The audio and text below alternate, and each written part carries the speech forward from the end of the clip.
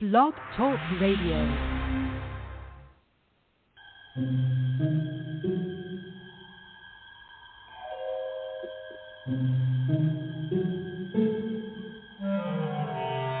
Archangels, ghosts, and Bigfoot, oh my. It's just another night for Supernatural Girls. Real stories, real answers to life's biggest supernatural mysteries. And now for another exciting interview with paranormal experts from this world and others. Here's your host, paranormal researcher Patricia Baker, on the one, the only Supernatural Girls.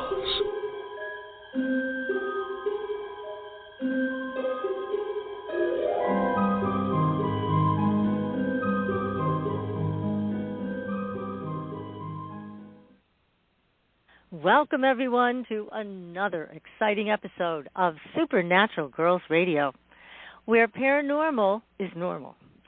I'm your host, Patricia Baker, and it is, oh my God, the time is moving so fast. It's already March 29th.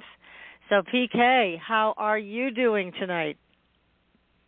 Absolutely wonderful.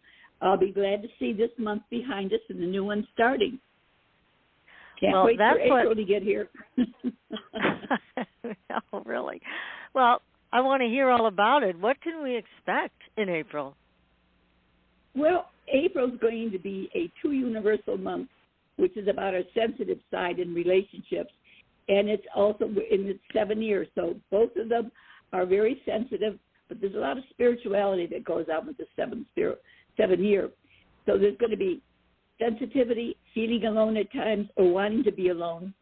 There's going to be constant ideas going through as it happens too quickly sometimes. But look at things that are happening and more about how you feel about things and give yourself a chance to regroup. And it's an excellent time to change your ideas or what you need to change in your plans, because this new month that'll be here in a couple of days, it's going to be a time when it's best to keep your ideas secret, because you're going to find out that if you don't, change will make you feel foolish or not shaping up the way you think it should, or not happening. It'll happen too prematurely, and it won't become into a positive-looking idea. Ideas, you're going to find, are going to be strongly felt, and there's going to be change as quickly as they arrive. So think in terms of this. Secret is the best way to go, because you're going to feel less foolish when you don't share some of these ideas that aren't going to pan out. Some will, but also know that there's some that will not. So although you're going to feel strongly about your ideas or even your relationships, that's a big question mark there. You're going to feel thoughts, and they're going to vanish almost as quickly as you get them. So especially if things are done prematurely, stop and take a look. Secrecy is best. Feel positive about that, and you won't have to make excuses later when it doesn't happen. All things are really going to turn around to be what you'd like them to be this month. That doesn't happen until August. This gives you something to balance in the air, and I do mean balance in the air. That might help a little bit. It helps a lot. Thank you for sharing all of that, because, things are coming out more and more about what government has been doing, how they've been getting paid off. There's just so much more, I guess, that's going to be coming forward. It will be very interesting. And we may be bringing on Ty Bollinger, who does a lot of work on alternative treatments to cancer. And the reason I want to bring him on is because all of a sudden we are seeing very aggressive cancers turning up seemingly overnight. I mean, people getting diagnosed with fourth-stage cancer. I mean, no time to really even think about fighting it. So I'd like to bring Ty on, and I know you would like to talk to him as well, to see what he has to say about all of this, as well as sharing the types of things that they talk about in their documentaries about cancer and alternative treatments. They do some wonderful work with their documentaries, and a lot of cancer patients rave about them. So I think it's time we bring him onto our show. So we're going to work on that for everybody. I agree. And then for everybody's health, I've been talking about the Endolight band made by Dr. Weber. who had been on our show last year. We're going to have him on again as well, because he has basically upgraded the Spectra Plus laser watch to the Endolight band. And I stand corrected. It's not twice as powerful. It's 7 times as powerful as the Spectra watch was. Yes, it's unbelievable. And there are 3 modes of operation. You can go right to our website at supernaturalgirls.com, and it's on the front page. You can click on the photograph. It'll give you lots of information about what all the laser diodes do. And it's an amazing invention that he has that is for your health. So I had some questions about it, and that's why I wanted to have Dr. Weber on himself. But in the meantime, I know people were interested in purchasing it. You can do that through the link on the website, and you will get a discount. So feel free to use that. And it's an amazing invention. I want Dr. Weber to come on the show and tell us exactly what it's capable of. But I can tell you, again, with great authority now, that it is 7 times more powerful than the Spectra Plus. And I did find out that if you prefer to work with the Spectra Plus, because that comes with accessories, that they still have those available too. And I still have my Spectra Plus watch, and I still use that because of the accessories. They have a pad that you can put on your back, your neck, your knee, whatever, and that plugs right into the Spectra Plus watch itself.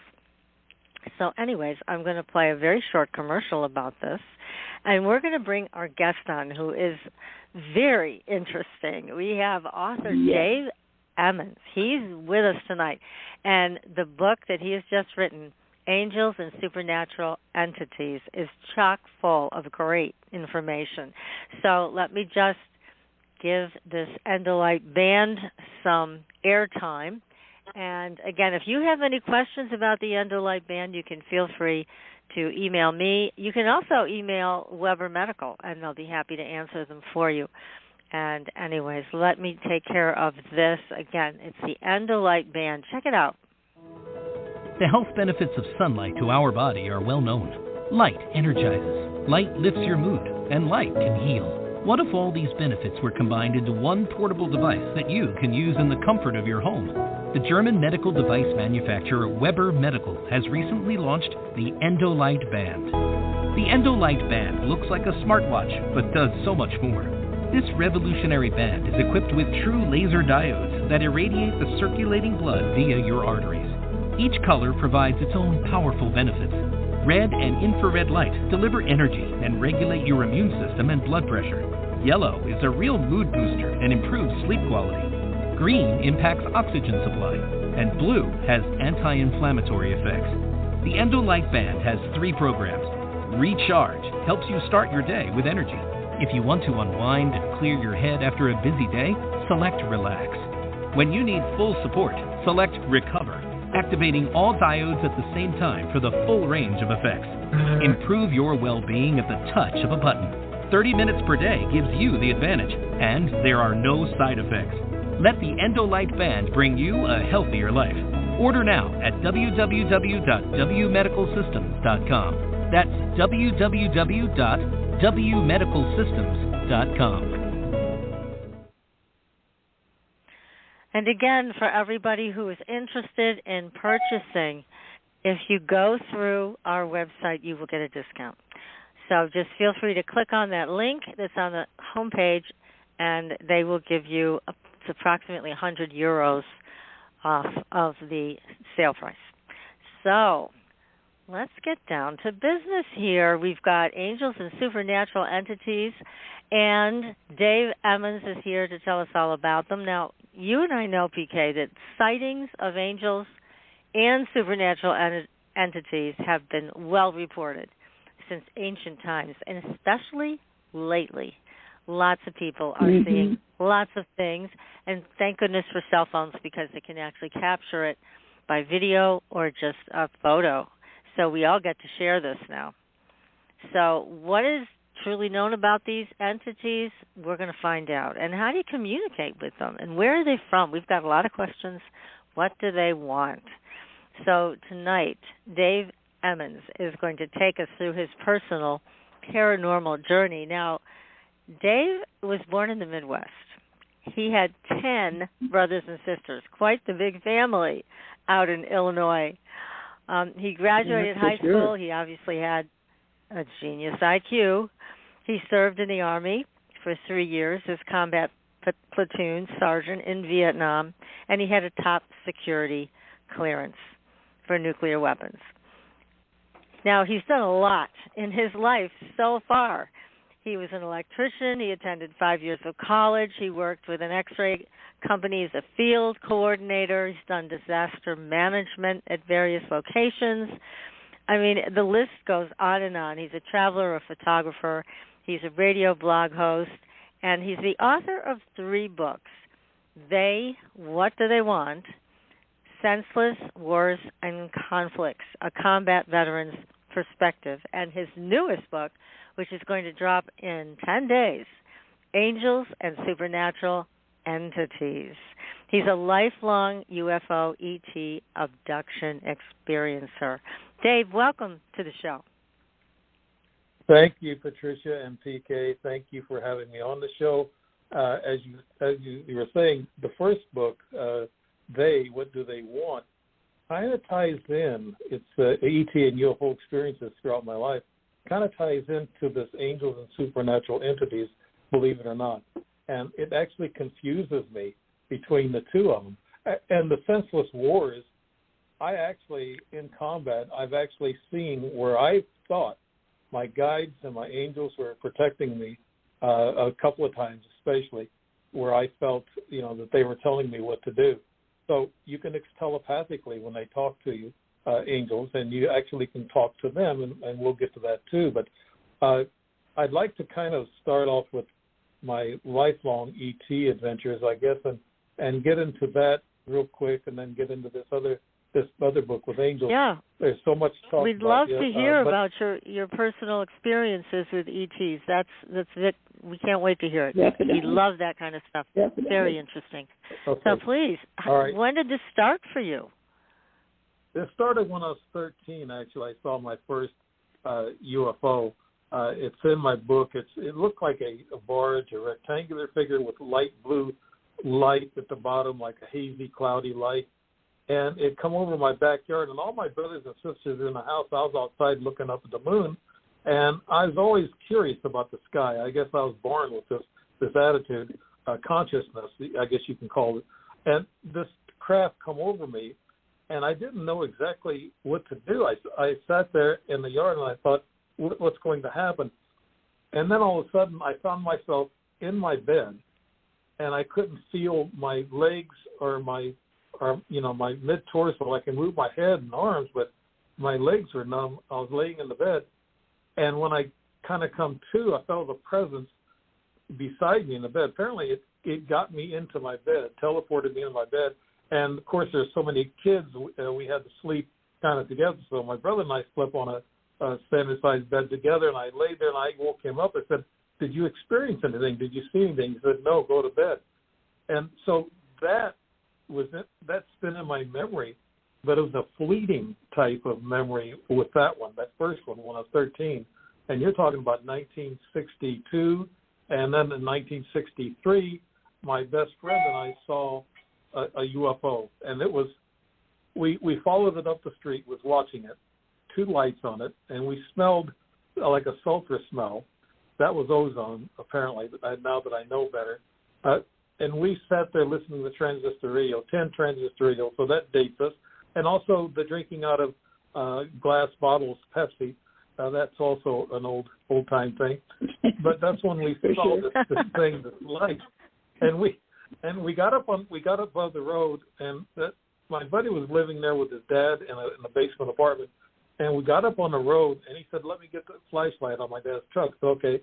So he was flashing the flashlight at this craft. It was only about 70 feet in the air, and it was going real slow. I can see it going through the tops of the treetops.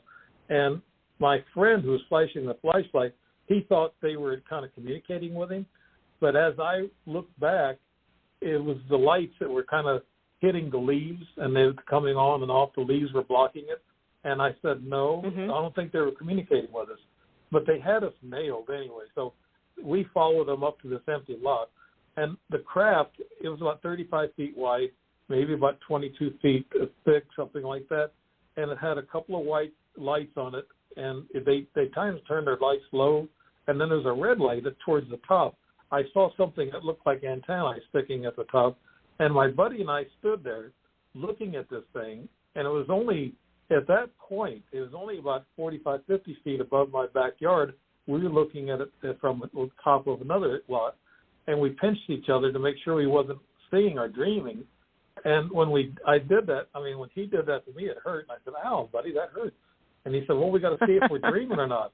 That's the kind of guy he is. I just had lunch with him last week, so we still talk about these things.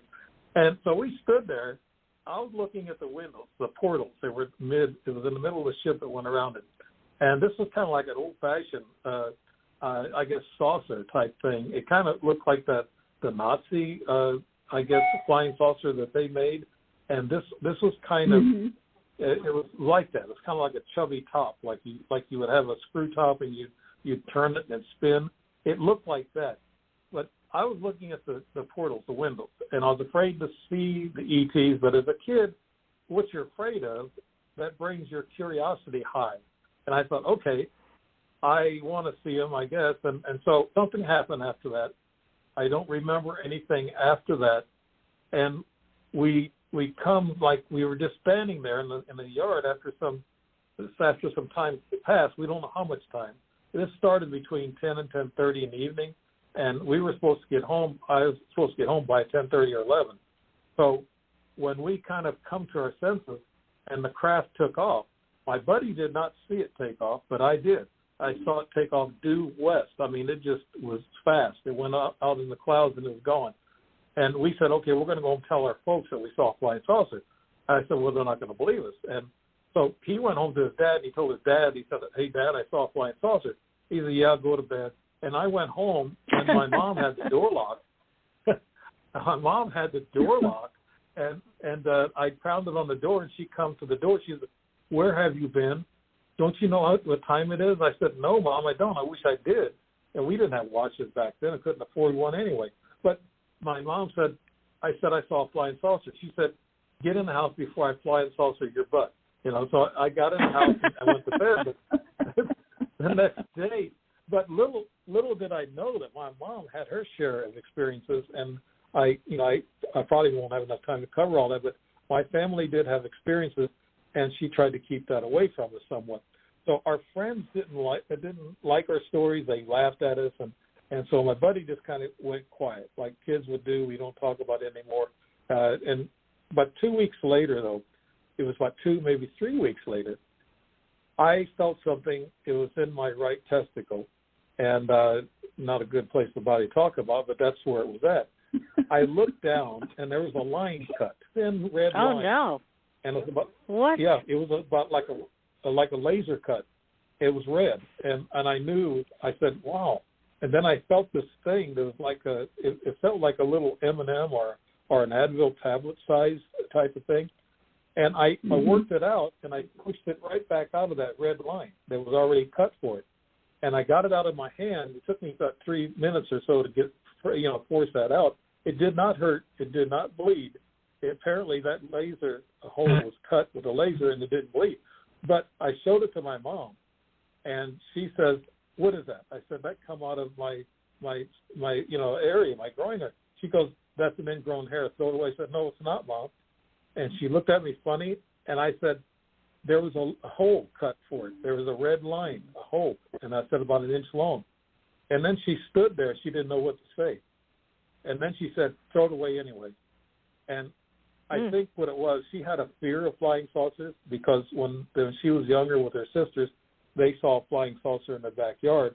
And apparently they've been followed, and my mom has seen things in the house that she never told us kids about until the last 20 years or so. And now she's 95, and we still talk about those things to this day. My mom tells me everything. And my brothers and sisters ask me, why does Mom tell you everything? I said, because we're both experiencers. She knows I'll understand. And so, that's where that is. But that was like the next foot that dropped. You have to, like in journalism, you wait for the story to have all the facts before you can really say, okay, that's what really happened. So just with that. Well, let me ask you a question, Dave, before you go any further, because this gave us a tremendous amount of information. So she told you to throw the object away, and did you do that? Yes. I was only 14. You did, darn it. I did it. Curiosity here. You got to do what your mom says. Oh, my God. Yes, she must have been terrifying. So, also, when she finally told you, you said it was just 20 years ago, that she finally broke the ice on this and said, by the way, I mean, why do you think she suddenly decided to tell you after all this time? Well, I think things were happening with her. She saw the tall, dark silhouette, what they call the dark man or something, and he walked down the hallway to her bedroom.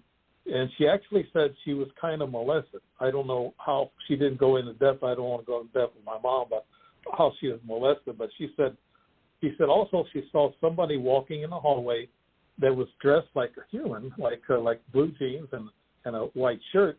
And she said it walked into her room and just stood there and looked at her.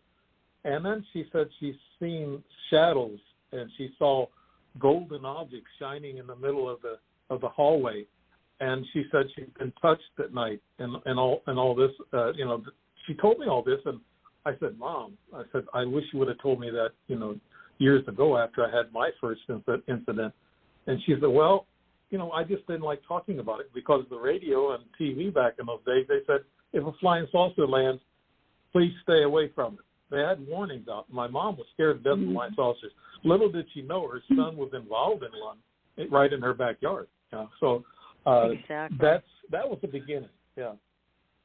And then I had a dream. That's quite something. Lucid dream. Yeah. I had a lucid dream after that too. But before you go into the dreams, let me just finish off this piece about your lineage, because it does tend to go from generation to generation with abductions. And so now you're very well aware your mother had these experiences.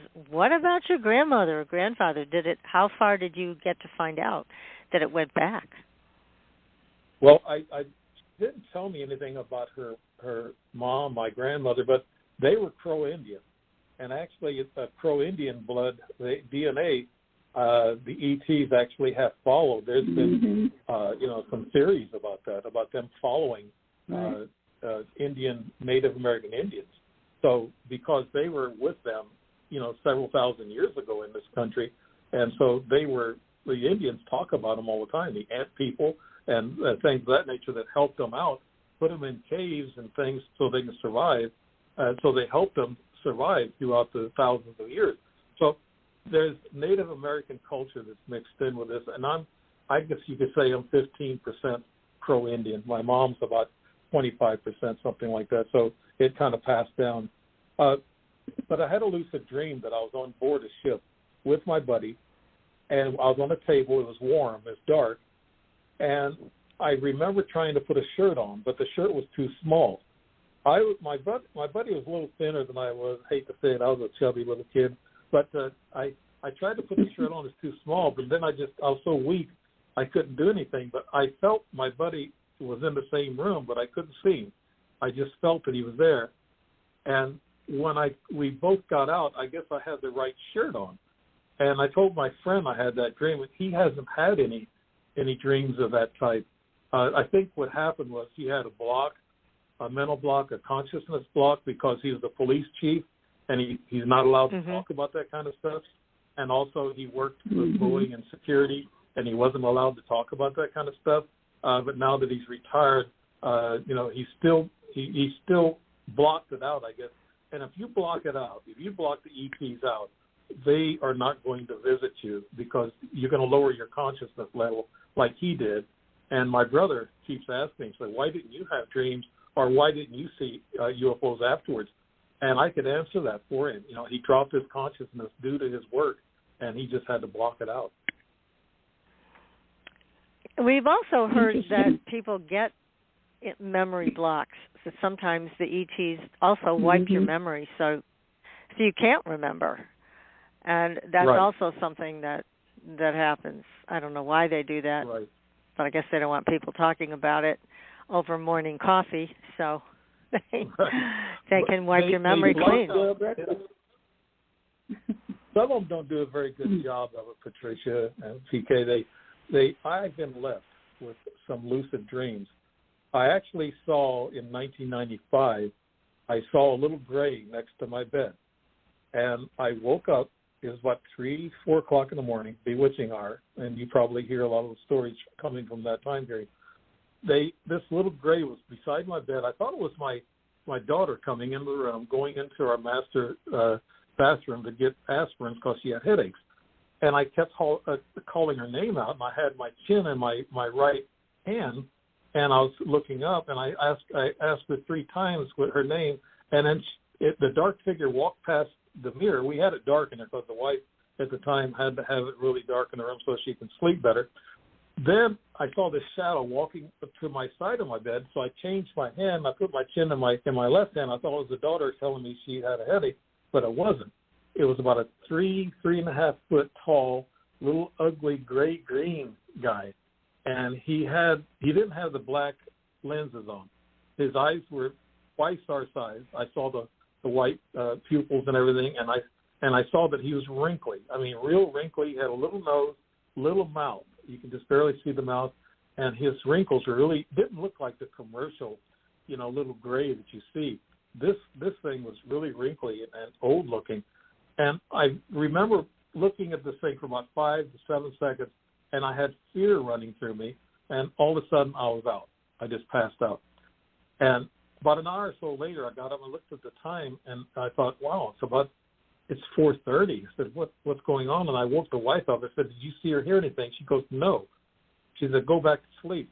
I couldn't go to sleep. I got up. I was so hyped up. My eyes were just flickering. It was a nervous tic. And I talked to some guests that I had, and they said they had the same thing. Their eyes were flickering after an abduction. It must be some kind of nervous tic that happens after you get knocked out. So I splashed my face with water, and then I went in the living room and I just watched TV. I had to go to work at 6 anyway in the morning, so I just stayed up. But the adrenaline was flowing. I said, "Oh no, they're really back." That's the first time I've seen an ET. I've seen craft, flying over me at high speeds and things during the 70s and then the 80s. But this was in 95. That's the first time I saw an ET close up. And I thought, oh, no, they're still following, still around. So, yeah, I saw another craft when I was working in the refinery. It looked like a glider craft, except it looked like it was total metal, no joints, no screws, no bolts, and it had a cockpit, but there wasn't any windows in it. It flew by me. It was only about 100 or so feet up, and I was on the tower checking equipment out. And when I saw this thing, I called the control room and I said, "Look up, guys! There's something flying over us, and it's illegal to fly over a refinery." So this thing had a wingspan of about 15 or 18 feet wide, and it was about 12 feet long. And it was just a total type of, almost looked like liquid wet metal. It was really shiny and flying real slow, and it turned and went to the south. And I thought, okay, what's going on? But it actually downloaded to me a futuristic dream in which I had just a few nights later, in which told me the plant was going to close even after they put in $5 or $6 million in the renovation into the unit that I was supervising. And the guys told me, "You're crazy. That's those ETs telling you that." I said, "Yeah, it was." And actually, 4 or 5 months later, the plant did close. So it was no kidding. The future. Huh. Yeah. So they know the That's future. amazing. They know time. And it sounds like the only time that you remember being afraid was when this little ugly guy showed up next to your bed. So, because the rest of the experience you talk about with a lot of enthusiasm, with your seeing these things up in the air, first time with your friend, and then even being aboard the ship, which it sounds like you were. Right. It didn't sound to me when you were describing it that there was any great level of fear. Again, the only time was when that thing showed up in your bedroom, which I can imagine was terrifying. Yeah. So what about lately? Yeah, Have they been bothering you or being friendly, or what are they doing with you now? Yes. Now they're bothering the electronics. They turn the TV off. My wife and I listen to sleepy time music, I call it, and it's soundscapes. And what they'll do in the morning, about between 7 and 7:30 every morning, they turn the channels from 9:47 down to 48, and that's Fox News at 48. And I keep thinking, I hear the Fox News, and I'm not quite up yet. I don't get up till about 8 o'clock, 8:30. And we go to bed late at 1 o'clock, wife and I. But I hear that the news, and I say, oh, no, here they're doing it again. They just do it to aggravate me. And I talked to Spectrum, and I asked the technicians there, and I talked actually to the main office technicians, and I had a technician come out my house twice and check out my Wi-Fi, the TV, and they said they don't see anything wrong. And they said your TV is being turned off and on. I said, yes. And it's changing channels on its own. I said, yes. And they said, it shouldn't be doing that. I said, I know. Can you tell me? They said, no, we can't. Yeah. So and the main office strange told that me, they would choose Fox News when so many people are against Fox right now. yeah. But I just, there's other things, too. I have a trail camera that I've been taking. About 2.5 years ago, I got some pictures and videos of several ETs in my house. They set all my alarms off, my motion sensors. And this is when my wife left to visit the Philippines. This has been a little over 2.5 years ago, and to see her first grandbaby born. And I didn't go at that time, and now she's going to go again. And the activity is increasing on my camera. They actually burned my batteries out, brand new batteries in my trail camera, and it's infrared. And they shot the pictures up 700 shots without nothing on them. So they're messing with my camera. And I did get a few pictures of them, of the shadow figure and things of that nature. So they're still active. They mess with my electronics. They mess with my my computer. It's an electronic thing now. I know they're present. And I told the wife that they're here. And the morning she called me to let me know she was safe and sound in the Philippines, she heard the alarms go off. And then without me saying anything to her, she said, your buddies are back, aren't they? I said, yes, they are. They set my alarm off 8 times. Yeah. So, they still mess with me. I keep my consciousness open. And like you said, Patricia, yes, I haven't had a real scary event. Another event, I'm going to just jump around here, but because I just get around a lot of this, get into this angel thing. But the other event that I caught on with my mom, this happened back in 2011. It was April 9th, 2011. I was out in the front yard. It was a nice day that day. I was talking to my brother, and since then he's passed away. Nice brother, friendly brother. But he passed away, but I was talking to him, and I laid the phone down. I said, I see 2 big bright lights coming at me. This was about 8:20 in the evening. It was just starting to turn just a little dark, and there's 2 big bright lights heading from the north coming over me. And I looked up, and it was a huge triangle craft. It was only about 35 feet above me. It nipped the treetops on the other side of the street. And my mom lives 3 or 4 houses down. And when I saw this huge craft go over me, I was in shock and awe. I wasn't fearful, like you're saying, but I saw this huge craft with 2 big glass-like globes in front of it, in the nose part of it. And that was something different that nobody else has ever explained to me, that what are those 2 big glass globes? They're about 15 feet long, about 5 or 6 feet wide, and there was 2 of them in the nose. But this craft was huge. It covered 8 houses. That's how big it was. And oh, my God, that's huge. Yes. When it passed over, I called my mom. I said, did you guys see that craft? And here's what my mom said. She goes, yes. She said it was scary. She said, I was scared to death. And at the time, she was 85, something like that. And she said it was scary. I wouldn't step out. She said I didn't want to step out on the porch and look at it. She said I was afraid of being abducted. So if that tells you something of her past, that told me a lot. 85-year-old woman saying that she's afraid of being abducted. And my other two brothers saw it too. So we have 3 witnesses and myself that saw this huge craft. I called the police station. I asked if there's any other reports. I said, don't laugh. And she said, do you hear me laughing, the dispatcher? I said, no, ma'am, I don't. She said, we got officers in here now that are interested in what you're saying. I said, they believe? She said, oh, yes. Our officers see these things every once in a while. She says, we believe you. I said, wow, that's great. So, yeah. That is. But, no. Yeah, but no, I just had chills just talking about that sighting with my mom. But I saw another UFO going to Springfield, Illinois, and I was coming back from Springfield, and something told me to go out and go to Springfield. I wasn't going to go, but I went. I had friends playing music there, and I'm a musician also. I've played music 45 years. I went up to see these friends in Springfield, Illinois. That's about an hour and a half, hour and 40-minute drive north of me.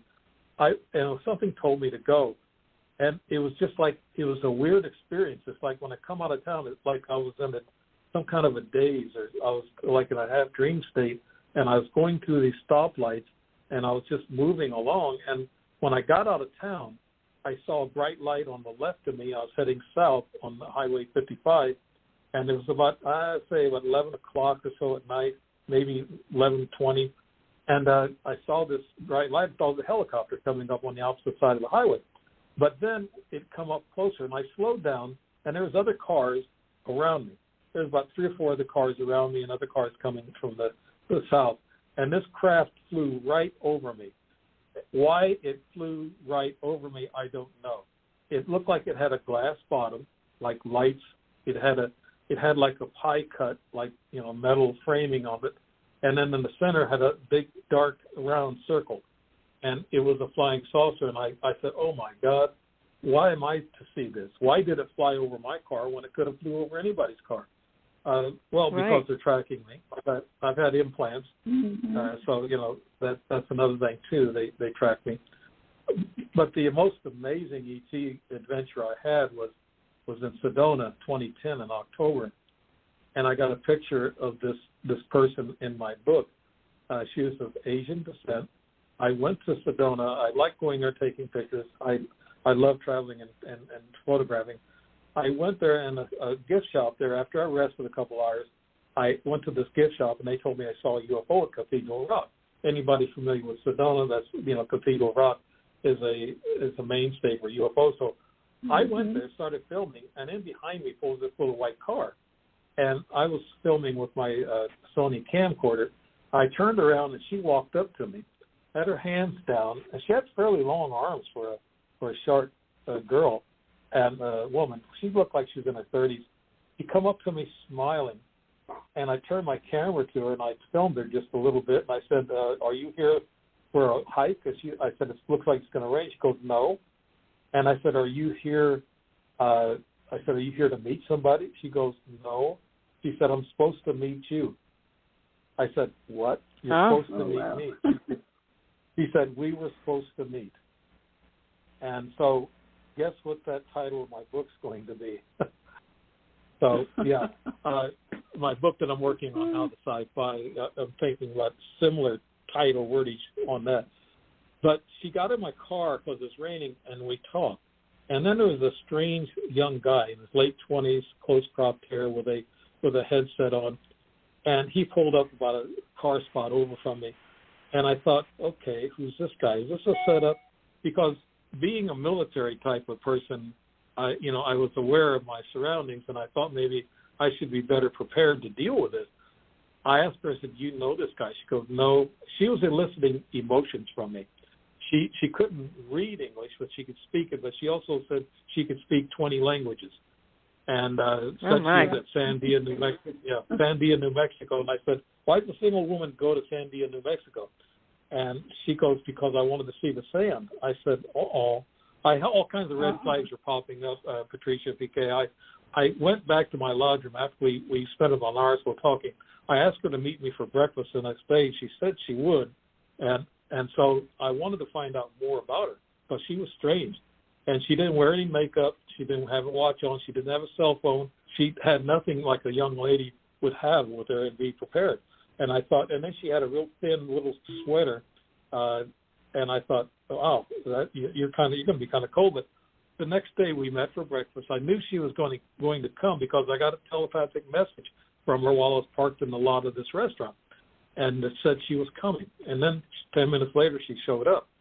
And I thought, oh, good, I can finish my notes that I've been started taking on this person.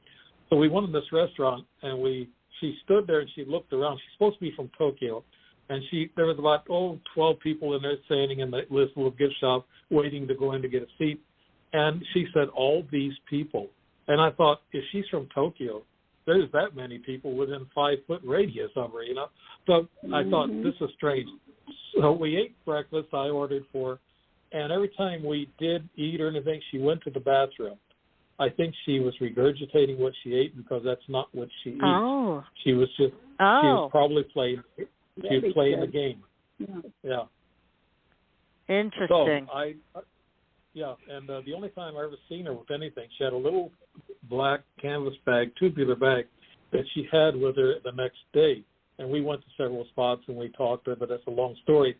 But she said she had to fly out to Phoenix. And I said, Phoenix, huh? And then she said, yeah, and then she's going to L.A. I thought, I bet you are. Yeah, I thought to myself, but we went and had lunch real quick, and she ate a piece or two of pizza, and then she did the same thing. She went to the bathroom. This time she took her little canvas bag with her. Either that was a communicator or she was dumbing me down or whatever with some kind of apparatus. I don't know, but let's take 5 months ahead of time. In Godfrey, Illinois, 5 months later, my cousin and I were sitting on my front porch smoking cigars, which I shouldn't have done, but it was a nice day, March 17th, and there was 3 Asian people showed up about 200 feet away from us at the intersection before you get to the highway there, and they were walking towards us. My cousin said, who are those Chinese? I said, I don't think they're Chinese or Japanese. Well, the woman turned around, the same woman with the same white sweater, same denims. She turned her face away from me so I couldn't see her. And I said, I know who that is. I told my cousin. I said, that's Hiroko. And he said, do you know them? I said, I don't know these 2 young guys coming up to us. There was 2 young guys. They were taller than usual Asians, Japanese. And they stood there in the driveway looking at us. They're about 10 feet away. And one of them had a twitch in his leg. One of them was younger, looked like he was about 15. The other one looked like 16 or so. And one of them had a nervous leg. And I noticed that I was able to see that. And he asked me one question. Where's the new Walmart at? It's a crazy question. I said, right past that overpass.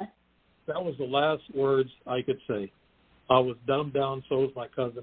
My cousin talks a mile a minute, and he was dumbed down. His eyes were glassy. He was staring down at the floor. And I was standing there looking, and I could move my eyes, but I could not talk after that. I could not talk. I wanted to ask him, is that Hiroko? They knew what I was thinking, but they wouldn't let me talk. And they walked away, but actually they went in and they got my little case. The taller one walked right past me without me even seeing him. He went in my little office room. He got my case out, and he was looking in this brown, if I call it a pleather case, a weatherproof case, that I kept my notes in when I traveled. He was looking at the notes. I think he took out about 3 pages of notes, I think, on his mother. I actually believe that was his mother. And they were ETs, humanoid ETs. And he looked at me they had really dark, piercing eyes, just like their mother did. And I thought, wow, that was a little scary, but I wasn't really afraid because I was dumbed down. And I looked at my cousin. He was still dumbed down. And then they started walking away. And then they started joining up with Hiroko, and my cousin started coming too, and I was already coming to and watching them walk away. And he said, Chip, what just went on? I said, wait a minute. He said, I said, they haven't left yet. Let's watch them. They walked up to the stop sign. My cousin said, who are they? And he said, Dave, after a few cuss words, he said, they're going to kill you one of these days. I said, what are you talking about? ETs, he said. And he's a skeptic, and he was a believer right then and there. They were ETs because he said, I've never been through I said, who was controlling us? I said, they were. And as we were talking, we looked up there, and they were just gone in a flash. No cars, nothing. Nothing picked them up. They didn't walk up or down the road because we could see everything from my porch. And they just And how old were you then? How old were you, Dave, when that happened? 2011. It was March of 2011. And wow, so it's fairly recent. Yeah. Yeah. But no, my cousin was so scared, he turned pale white, got in his truck, and he took off. That was the biggest experience I had. And then I knew she was an E.T. That was the other shoe that dropped, and I knew she was an E.T. But little did they know, the boy that took my notes, my notes were already put into my computer. So I already had all the notes with me. I said, nice try. You know, I thought to myself, yeah. But no, it was just, yeah, that was the most fascinating, I guess, encounter. The other one was a scary encounter with a small reptilian in my bedroom. This was in 2012, actually. And it was actually after I ran into a young lady. When I was with my two brothers, we were signing a music contract at this nightclub, and she was in there dancing with other ladies, young ladies, about 25 years old. And here I was an old guy, and she started dancing, twirling around. She's an excellent dancer. She come over to our table, and my two brothers are younger, and I always tell them they're better looking than I am. And I was sitting there. She come up to me with her palms up, motioning for me to come to her. And I thought, this is strange. I said, this is really strange. Well, lo and behold, I'll cut this story a little short. 2 weeks later, we went there to get the contract and sign up the night to play. And there was this young lady sitting from me just a stool away. And I was looking at her, and I asked my brother, I said, is that the same girl that was here a couple of weeks ago? He said, it looks like it. She didn't turn around, but she turned her eyes to me. And her eyes had reptilian slits in them. And she was a reptilian. Yeah, she was a shape-shifting reptilian. And it was just a night or two. I looked in my records. I looked in my notes. I found out it was just a night or two after that. I saw a short reptilian in my closet at 5:30 in the morning when I got up to go to the bathroom. I turned and looked, and I saw this thing. It looked like a cobra in the face. I was scared to death. Now, that scared me. Temporarily, it scared me. I kind of rattled, and I got out of the bed, and I looked at this thing. It was only there for 7 or 8 seconds, and then it disappeared. And I heard from other researchers, they said that they will show themselves at a short time because they know they scare us humans. And so they're just visiting and observing us. They don't want to scare us. So, yeah. That's a good thing. Together. Yeah. Yeah. You've had some amazing experiences, Dave. I mean, these are really incredible things. And it also really speaks to the question that many people have about, are they really here? Well, they most certainly are. I mean, here, you and your family members and your friends have all had close encounters with them. So, they're here. They're on the planet. What do you think they're doing here? You said they're studying us. They're watching. Is that what they're doing? They're just watching our crazy world and us in it? Yeah. Well, there's two parts of us, Patricia. We're physical, biological, human skins, I guess you can call us, and then we have a soul and a spirit. They don't tamper with that, but what they're doing is they're checking up on our bodies. They're checking our DNA and our frequencies, our consciousness. They're actually taking consciousness readings of us, our DNA. I've had a couple of implants, one in my leg, and I got one in my left thumb area, and I might have to have it taken out because it's starting to bother me, but there's no bone chips, no pain when I move it, so it has to be something outside of my body. And so I'm going to have that done, and I got something in my left ear that rings when I touch my teeth. And that's weird, too. The doctors can't figure any of this out. And then I've had these cold spells, freezing spells, 6 times in a row. And I told my doctor that. She goes, well, maybe you just had a fan on you and it was cold. I said, this is August. And she was a real good doctor, but I told her the story about it. I said, the doctor said, this is the 6th year that I've had these freezing like I was dead. I said, I was ice cold. My hands were laid across my stomach, and I don't sleep like that. That's not the way I sleep. I said, the whole bed was shaking, and my wife did not wake up. And usually she wakes up, even if a cell phone falls on the carpet, a little thud, she wakes up, she goes, what was that? And so she didn't wake up, so they had her dumbed down.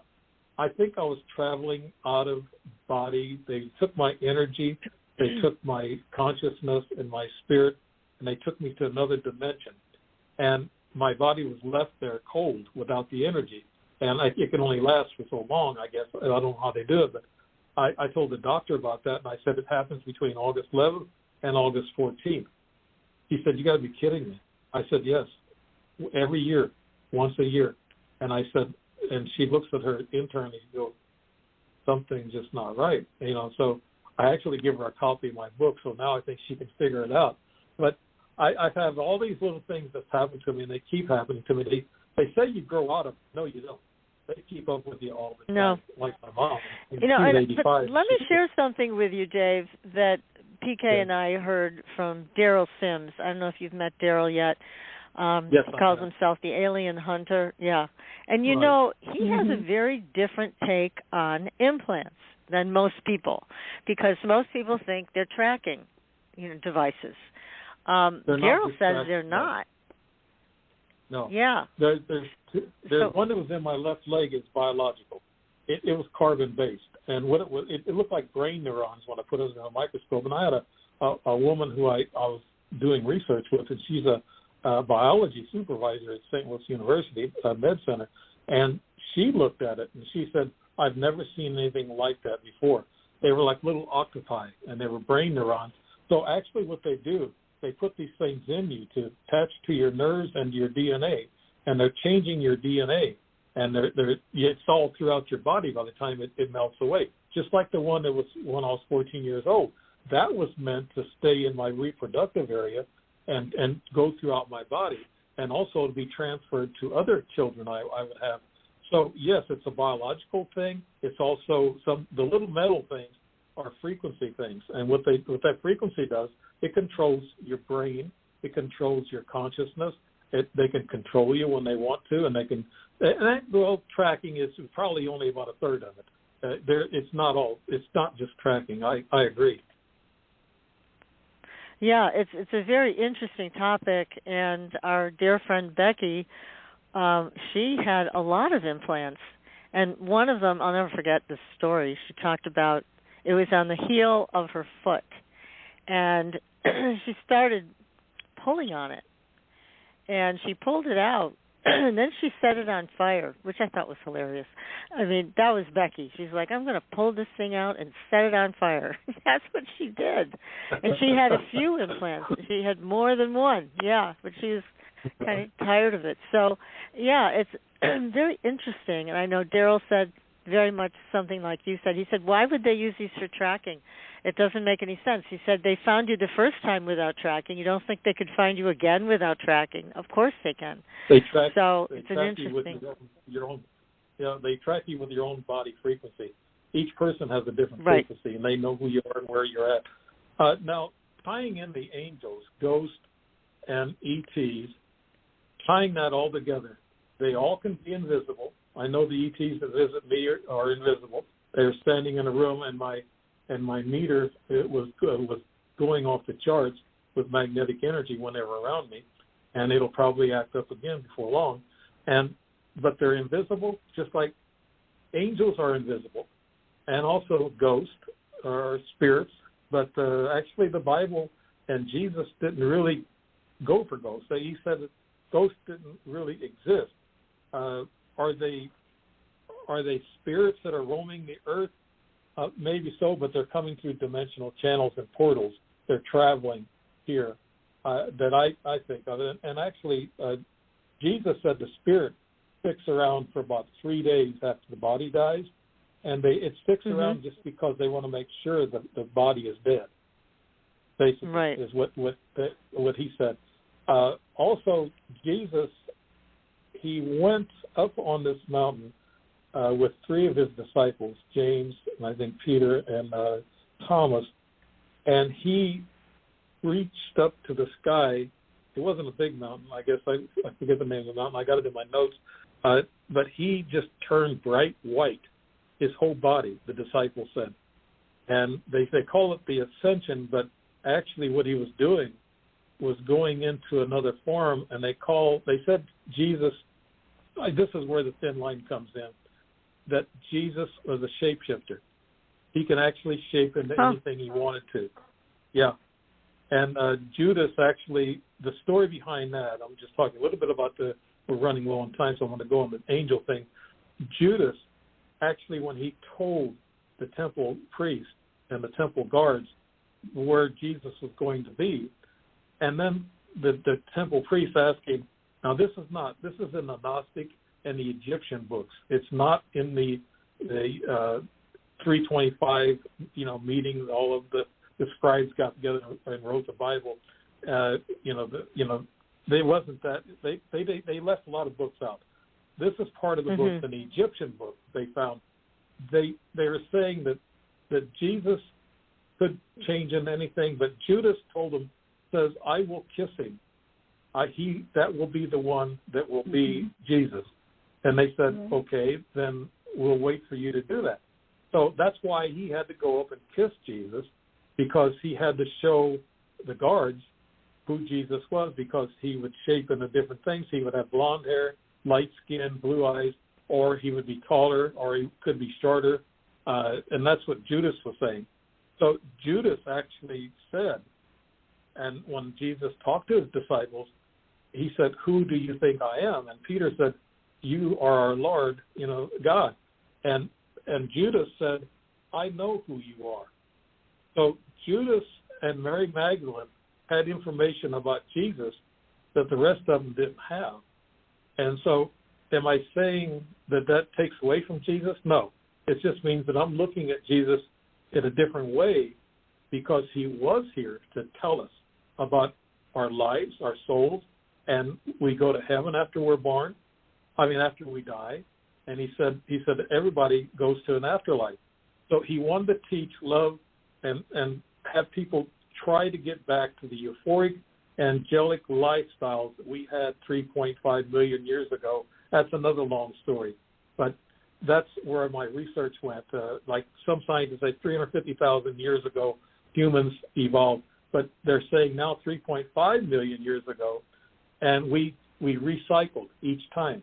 We had an apocalypse that wiped us out, and then all of a sudden we come back as another human race. So humans are actually all throughout the galaxy, humanoids, along with other extraterrestrial beings. But there's so many different kinds. But they're all invisible. Angels come through dimensions. They travel here with ease. They come here to us when we need them. They're actually, they were made by God before man was even around. So God actually made the angels way 3.5 billion years ago. And so the angels were here to help us and guide us. And angels are called guides also. You have the archangels, 7 of them, and then you have the regular angels. And so I can go into all that, but we're running, I look at the time. But it's interesting how much information that I got from this book, the research that I found, and the biblical verses that actually support all these facts. So it's interesting, if you pick up the book and take a look at it, you'll see like Saint Germain, who helped us start this country back in 1776. He was a strange, tall guy, about 6'4", about as tall as Washington, George Washington. George Washington was a little strange himself. He was almost angelic. But Saint Germain has been an angel. He actually made comments that he was thousands of years old, and he kept coming back to human society to help out in some way. And he told them to write this Declaration of Independence, and he sat there on the balcony, waited for them to write it. He looked at it, and he said, okay, good, you got it done. You have to do this now. This country will be great. I guarantee you it will be great. He said, I see it. And he didn't eat anything below ground. He only drank hot tea, so that tells you he didn't like the water. And he was a vegetarian. And he was a strange guy. And then after they signed the Declaration of Independence and they got started, Saint Germain disappeared. And then they said they saw him in the French Revolution just right after that. Right, yeah. And he was there. He was there with the king. I wonder if Saint Germain is still around. Has anybody reported seeing him? No, I'm not going to know, but he's going to come back in a different form. He'll dress like because they said he had figured out the whole immortality thing, that he had that down. so that I was wondering, if he stayed in the same form and people actually knew that it was him. So that would be pretty interesting. Yeah. Right. Yep. Yeah. He's one of my favorites, I think. He did some amazing things. Yeah, I know. We're going to have you back because you have so much to share with our audience, and we barely scratched the surface on angels, and there's all these other entities we've got to talk about. So we've got to book you again, Dave. You've got to come back. And everybody, the name of Dave's book, again, A Wealth of Information, Angels and Supernatural Entities. You'll be able to buy your own copy in 10 days.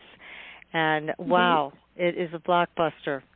So, Dave, thank you so much for joining us tonight. This has been amazing. So much fun. Thank you. It has been delightful. Patricia. I had to talk real fast because there's so much ground to cover, and I never got into the angels too much, and I got a lot to cover there. But well, we're going to just do another evening with you. Yeah, and by then your book will be available too. So people, I'm sure, will have their own questions about what you have written. But congratulations on this book. It's really terrific, and thank you so much for coming on the show with us tonight. This has been absolutely great. Thank you. And yeah. Thanks everybody Thanks. Yes, absolutely. So everyone, be safe, and we'll be back with another great show next week. Until then, we'll see you on the Blue Highway. Good night, everyone. Good night. Thanks for listening. Tune in next week for another radio adventure with Supernatural.